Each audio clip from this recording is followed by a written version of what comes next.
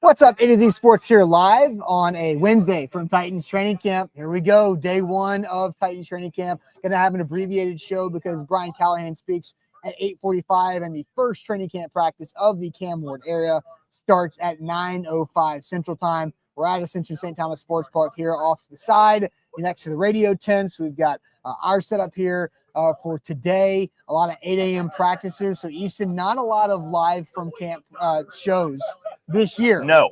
Which, I mean, it's kind of like a catch-22 because it's also going to be less hot, maybe more humid, but less hot overall. But we're going to have a good show today talking a lot about 2 wins and a loss that the Titans took in their press conference yesterday before training camp officially gets underway.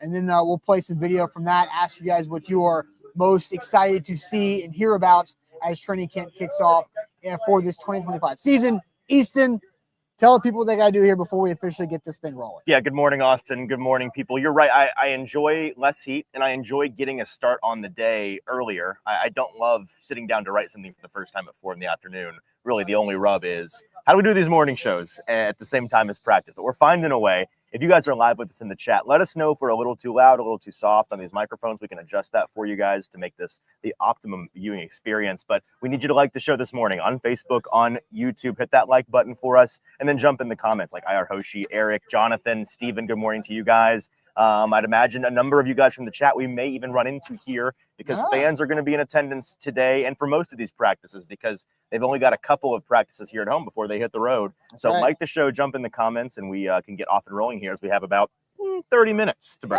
Yeah. You know, the audio is probably okay when no comments have happened. That's right. Yeah, usually when the audio is bad, you guys don't waste any time letting us know. Perfect. But let's get it going officially. Welcome to A to Z Sports here live on a Wednesday. I'm Austin Stanley. He is Easton Freeze, our Titans reporter for A to Z Sports.com.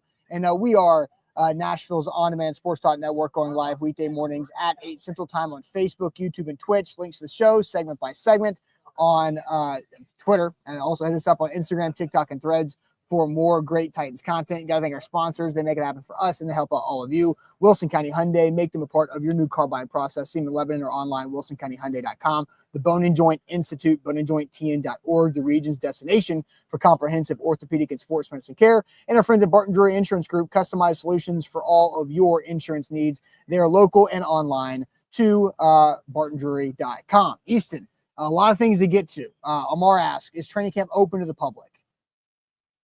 Yes. Is it open to the public or is it open to fans? It's open. Do you have to get tickets? You can't just show up. Yeah, it's not it was open to the public.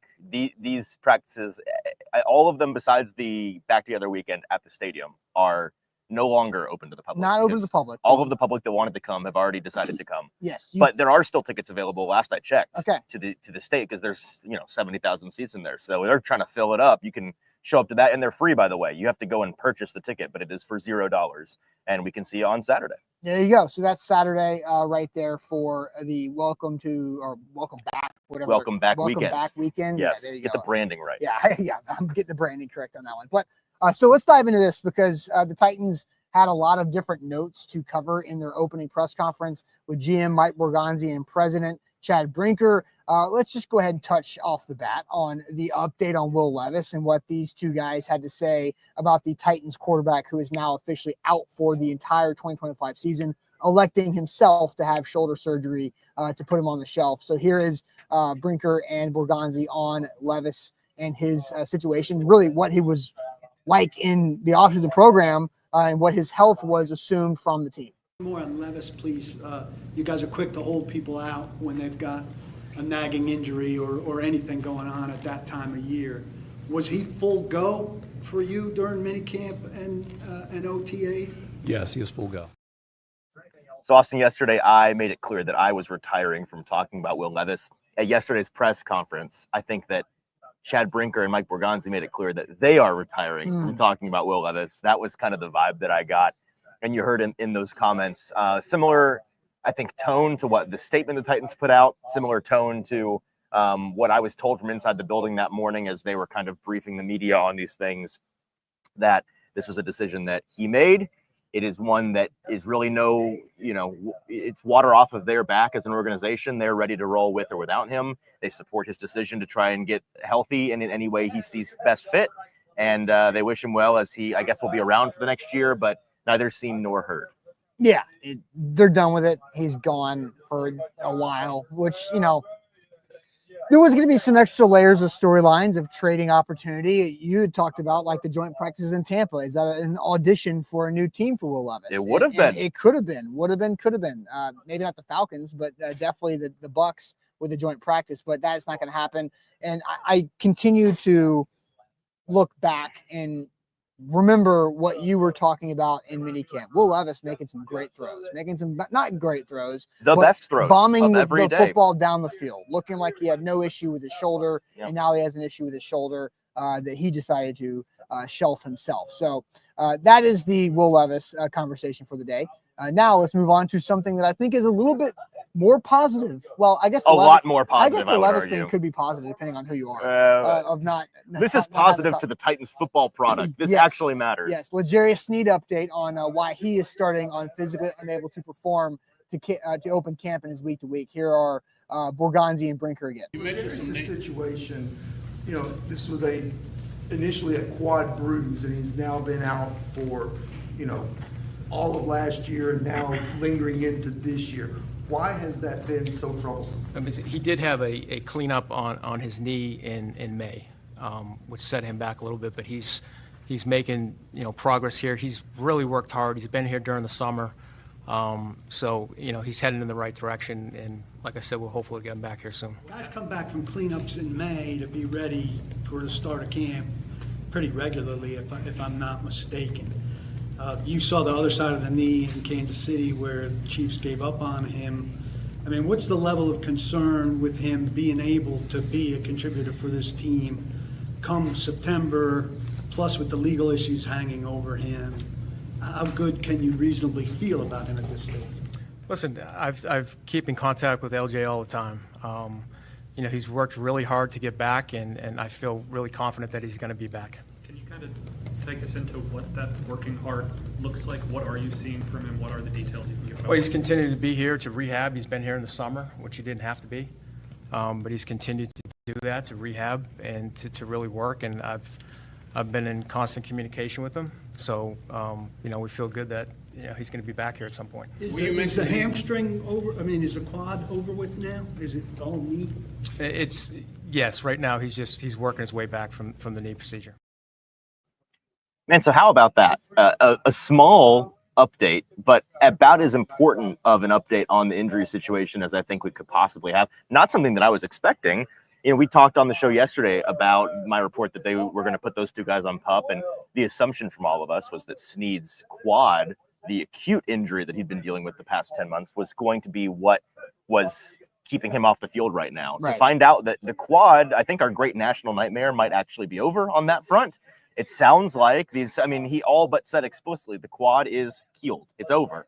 We are waiting on the knee scope that Sneed underwent in May, which, side note, bad PR for them to have not told us. I don't know how that slipped through the cracks. You got to tell us that in the May. You got to tell us that. I see this question coming in here from Brandon. Says, was the cleanup in May previously disclosed? No.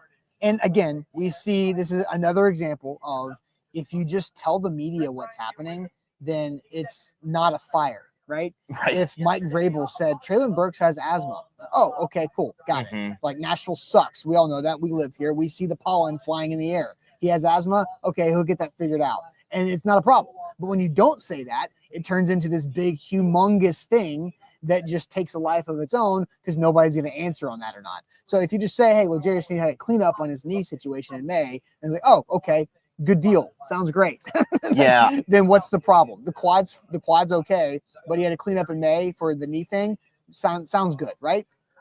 Is that oversimplified? No, it's not. I'm going to guess, I'm trying to put myself in their heads for why they possibly wouldn't have done this. I'm going to guess that at the time they were probably thinking he's not at practice. We don't want to add any fuel to the fire. The quad maybe wasn't healed at the time quite yet. And they were like, let's not make it sound like he's even more injured than he already is. But you got to be able to have the foresight to say, man, if we have to put this guy on PUP, which is a real possibility, it's probably important for folks to know why that is. And the thing that they're more concerned about, at least me, way more concerned about, the quad, is not the issue any longer. So while the PR was not great, this update is. I think this is really fantastic news. I am so much less concerned about his ability to return to play now that I know the totally uncertain timeline of the quad is behind us, and the much more predictable routine nature of a knee scope cleanup recovery timeline is what we're dealing with. That's something that we actually have data on. We have seen it happen. Guys have this happen all the time to them.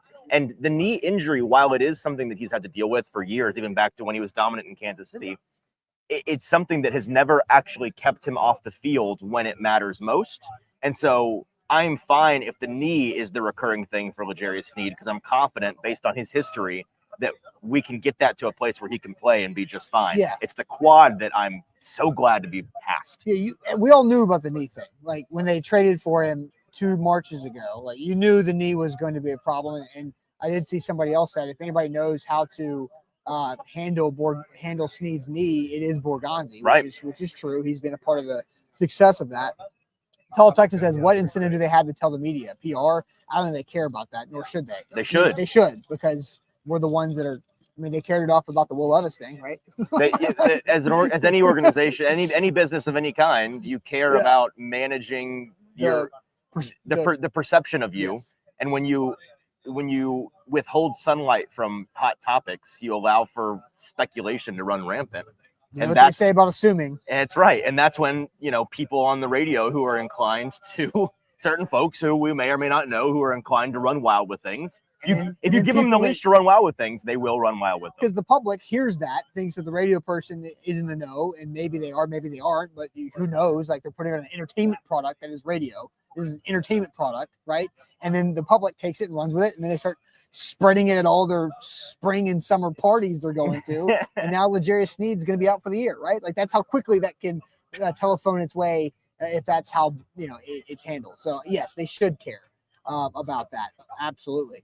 So let's go ahead and get to the last bit of this, and this is the surprise that happened yesterday in the press conference. Lorenzo Carter is retiring. I think they were, ready to hit the ground running here in training camp. Going back to Lorenzo Carter, when did he tell you guys that he was going to retire, and were you all surprised by that? He notified me yesterday. Yeah. Was that a surprise to you? Yes. So my first reaction, Easton, I'm going to be honest, was, okay. But then as I thought more about it, I'm like, no, not just okay. Like they probably absolutely could use Lorenzo Carter's services. But now they're not going to have it. They were already going to need to look on the open market or elsewhere for edge rush help. Now they really need to do that a lot sooner. Yes. Because you have a very capable veteran body who has a skill set, who fits the what they're looking for at the position, all the measurables. And they obviously brought him in for a reason on a 1-year deal. And he decides to call it quits, which I would rather Lorenzo Carter do it this way than somebody and how they did it last year, which was like after the first week of training camp. And they didn't like the way their coach was treating them, maybe. Don't remember that. Yeah, right. The guy who's currently a Cowboys player who came out of retirement, had to get away from Bill Callahan, apparently. But soft. Yes, I think it's like people are saying like, oh, this is 2 years in a row, and Ashley's making that joke. Well, Tyrann, it's actually two in a row, 3 in recent memory. Tyrann Mathieu retired too. Like this is not a crazy time for players to retire. It's really not. It's not, but the Titans keep having it happen to them. I think it's because we're paying attention to it. I think you would, and plus like nobody like the Lorenzo Carter who's edge rusher 4 or 5 with the Seattle Seahawks. If that guy retires, are you ever really going to hear about it? No, you're not. I mean, I might, but usually not. No, usually not. Right. So I think this happens fairly often. Tyrann Mathieu retired. Usually it's hey, maybe I'm thinking about something. I'm going to take the next 6 weeks, get away from the game. If I don't feel like it when I come back, then I know it's not for me. I think it's a natural way to do something. No, I'm with you in terms of it not being that deep in terms of, guys that retire. But what actually matters here to me, though, is what you started with, that this is a player that was not deeply inspiring by any means, but he was going to be your edge 4 probably, and that's a guy that plays, and that's a guy that you need to get a couple sacks, and that's a guy that you're going to have to replace. You can't. I mean, go look at the names in the depth chart beyond Lorenzo Carter.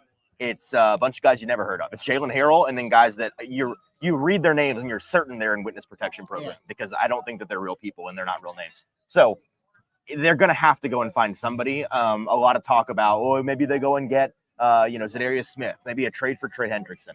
I'll go ahead and cool the Jets on all of that. The Titans aren't going to spend big.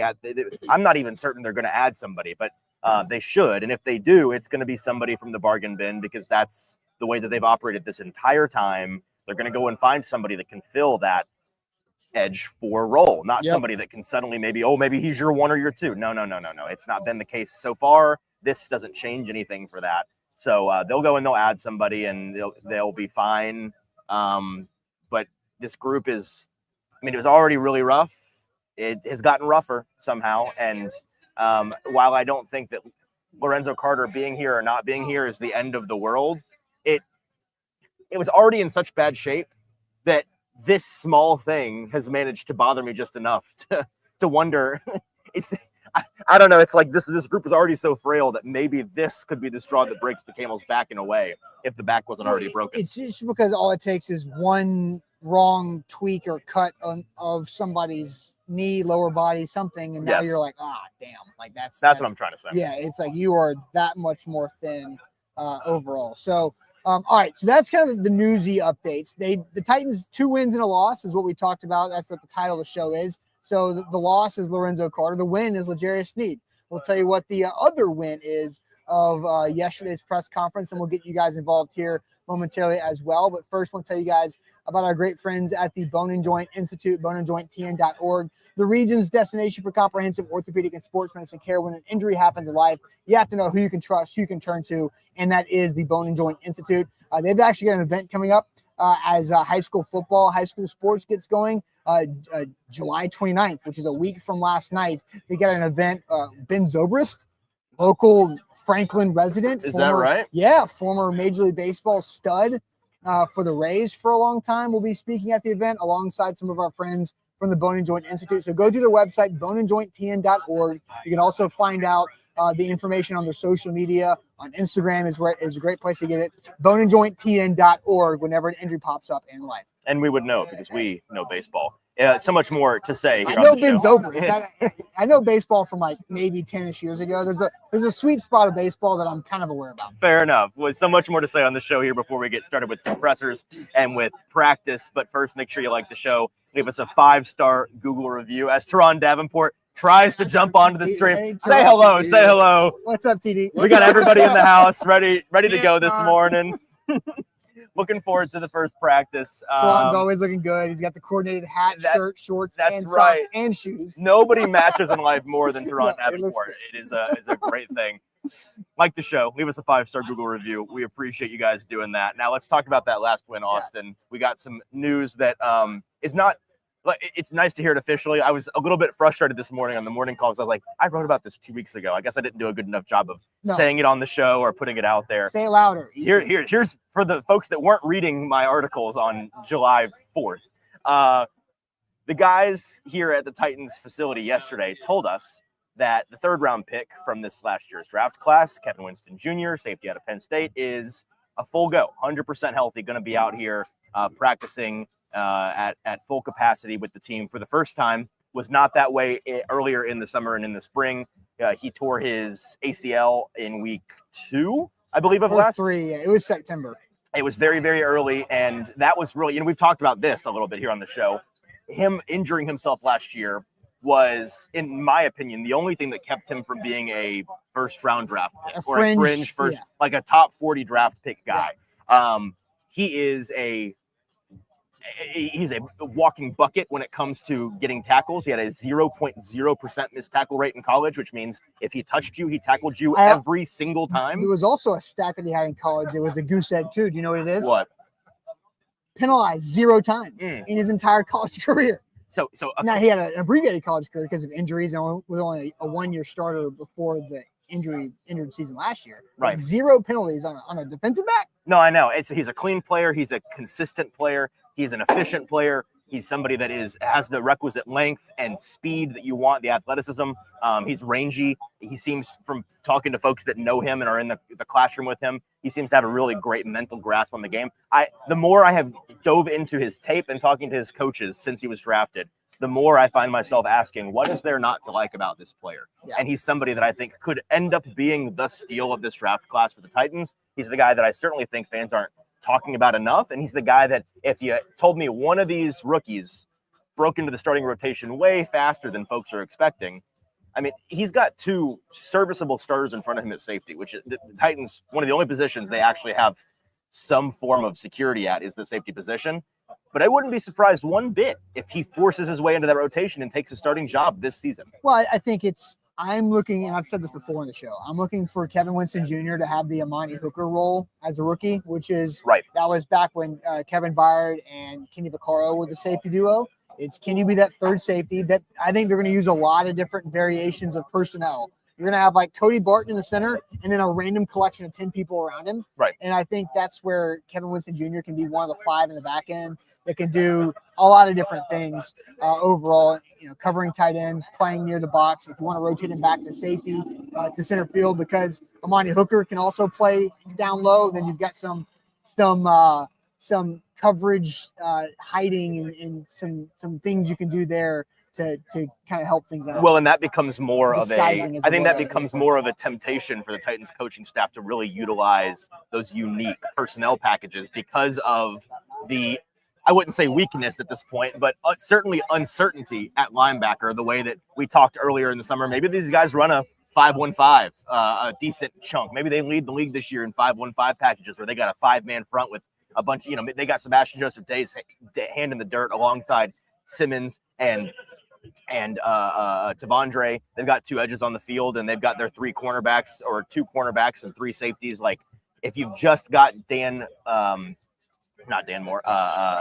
Barton out there at linebacker holding down the middle of the defense, I think there are opportunities for them to use a pretty, to your point, a diverse skill set at safety that they have, where they can rotate these guys up, down, side to side. You can line them up just about anywhere on the field, and I think that you can rely, especially on Hooker and on Winston. Those are 2 guys that have the versatility to play all over the defense. Yeah, Shrike, our guy Eldon, says 100% healthy does not mean 100% back to normal, though. Sure. We hate to raise his expectations too much with his fan base. I think that's a fair comment. I agree. Like, it's no one's saying he's going to be a week 1 starter. No, and I think he didn't have to be. Like, the Titans do not need him to be a week 1 starter. They don't need him to be, really, honestly, they don't need him to start at all. They need him to make plays. Right. And be a role player in specific situations that can make this defense a lot better. And I also say this, 100% not fair, but the guy did run 4.5 flat 40, 5 months out of ACL surgery. Right, kind of in February or whatever. It's also, there's a balance there, right? Because yes, you don't want to put undue expectations on the guy.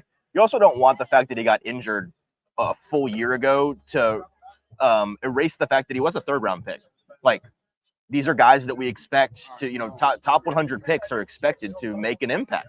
And while injuries are an important asterisk for certain guys, I think he is one of the, in terms of guys that tore their ACL last year, his situation is about as optimistic as I think you can possibly be for a guy who tore his ACL last year because of the timing and because of how quickly he's come back from it. And the fact, importantly, I've had some people, I think, there's a little bit of a misconception the Titans love to draft injury-prone players. Kevin Winston's entire high school, college, and now professional career, he has 1 major injury, and it's a torn ACL. Which happens to guys. That's not really an indication of guys that are injury-prone. The best out there tear their ACL sometimes. It's just what happens. Agree. And so I think the weird thing about the Titans draft is the day 2 picks or year 2, year 3 projections. The day 4 picks are help you right now, or the round 4 picks are help you right now. It kind of did things a little backwards, which it made me pull my hair out back in the end of April. But I'm okay with it now because I've seen what Alec Iamander can do on the field. I like the way Femi Oladejo just physically looks as far as what he can do at the position. And by the way, Femi Oladejo is scheduled to be on the Buck Rising show after practice. Oh, is that right? Yeah, the newest sign type. Exciting. Doing the Buck Rising show. Okay, let's get you guys more involved here before we got to jump to the Brian Callahan press conference, let's ask you guys the question: what are you most excited to hear and to see at camp? What are you most excited to hear and see at camp, at the start of camp right now? We haven't talked Cam Ward outside of me saying his name right there. So what are you most excited to see and hear at the start of training camp? We'll do that here in a moment and get to your answers shortly. But I want to tell you guys about Barton Drury Insurance Group, customized solutions for all of your insurance needs. BartonDrury.com is the website. These guys are local and they're here to help you because insurance can be very overwhelming, confusing, a lot of legalese and verbiage that we don't understand because that's not our lane. It's their lane to help you out with that. Whether you need a home, rental, auto, whatever you got there. You need surety bonds that we've always joked about. Zach and I were looking for employee benefits this past year. I thought you were going to say Zach and I were looking for surety bonds. I was like, no way. You never know when you need a surety bond, but they helped us get our employee benefits for our company, workers' comp as well. Those are very important policies for us as business owners to have. And the Barton Drury Insurance Group was able to set us up the right way for us to make it easy on us so we don't have to worry about it. So that's another thing we don't need to worry about with all the different hats that we're wearing. So check them out online at bartondrury.com. So much more to say, but first make sure you like the show and leave us a 5-star Google review. Search A to Z Sports. Hit that 5th star on the right. We appreciate you guys. All right, so what are you most excited to see and hear about at the start of training camp? I just see a bunch of Cam Wards, Anthony Ward. Anthony Millen. Can you confirm that? I saw it on the internet, so it must be true, right? Okay, sounds good. It's like, Nick, if you're wrong, we're going to come fight you. So I hope you're right. Charles, Cam Ward versus Big Jeff. What's the first fight at training camp? I don't know. We'll find out. Cam Ward coming in here. Wide receivers not named Calvin Ridley, says Titans Pal. Offense, the Warden. You want to see Cam trashing Big Jeff? Rooney says the Calvin Ridley connection. Excited about what the offense is going to be about. Ward and the rookie wide receivers. I think that's going to be a popular one too. Young rookie pass catchers. Darius says, I'm trying to be different, but it's just Cam. It's a Cam impress can Cam impress the mainstream? Will he draw some national attention, some storylines? I can't wait for, the insiders to show up with their Hollywood director chairs at some point in the next couple of weeks and be like, hey, did you guys know Cam Ward is down here balling out in Tennessee? We did know. Thanks for joining the party. At least there's one storyline that they can't use, which is the reps share between Cam Ward and Will Levis. Good Lord. Yeah, no kidding. Ryan with a unique answer. James Williams. Sure. Respect it. I have my eye on James Williams. There's no doubt about that. Edward just says the whole team got football back. Easton, what's your answer here? My answer is a little bit more specific than a single person. It is, I am looking forward to seeing these young offensive weapons in pads going up against actual competition. I'm looking forward to seeing Alec Ayamanor and Chimere Dike have to, and they're not in pads quite yet, but we're already starting today going to see these guys going up against DBs in one-on-ones. Better DBs, by the way, because mind you, a number of the Titans' best defensive players were not playing for whatever reason, different reasons, earlier in the summer. So see how those guys compete against NFL competition and in more game realistic scenarios, because that's what they're going to have to do if they're going to make an impact in September. Yeah. My answer is going to be different as well. We talked about with Kevin Winston Jr. but I want to focus on the front five. What's the front five of the defense look like? And how weird is it going to be? Because there's a couple things that I saw in terms of deployment. Yeah. Like how just random. It was going to seem random because it's going to create chaos. From like the I think it was the second minicamp practice that I was able to go to, where that was the first minicamp practice. Cam Ward was hit 21 passes in a row or whatever, right? After the interception. The second one was third down day, and the defense got after it. And it was really fun to watch the different games, stunts, personnel, alignments, where pressure was coming from, how many edge rushers were on the field. Right. Right. I mean, it answered not just two. So even though there's only two edges, but not just two. So I think that's kind of what I'm most curious about outside of the obvious of Cam Ward. That is kind of the cop-out answer, but I think that the chat covered Cam well enough. That is true. It's true. Looking forward to it. Should be an exciting day. Absolutely. So I think that should just about do it. Yep. We do want to give a shout out to our friends at Wilson County Hyundai, because they do make the show happen as well. We're not going to have time for trivia because, one, I don't know how trivia would work with us having to pull it up right here and having a chat. I can tell you how it would work. It Not wouldn't go well. No, it would not go well unless we got like the rest of the media corps over here to help us play trivia. That would not work out well. That might be a good idea, actually. No. Put our minds together. See if we Terrible. can set the record. Terrible idea. So, but Get shout Terry McCormick in here. We need him for the baseball. WilsonCountyHyundai.com. Make them a part of your new car buying process. We'll go see them there. I help you save some money on your new ride. Shout out to WilsonCountyHyundai.com. And that is it for us on this Wednesday. We will see you a lot of different times throughout the week because we've got content galore. Make sure you subscribe to the YouTube channel. Make sure you like the Facebook page, Instagram, TikTok, Twitter, obviously, all the social media. We got it because there's a lot of it coming. So make sure you like the show and subscribe everywhere before you go. We'll catch you guys on a Thursday morning after day one of Titans practice. Brian Callahan press conference coming up in a couple minutes, followed by day one of practice. See you guys later. Thanks.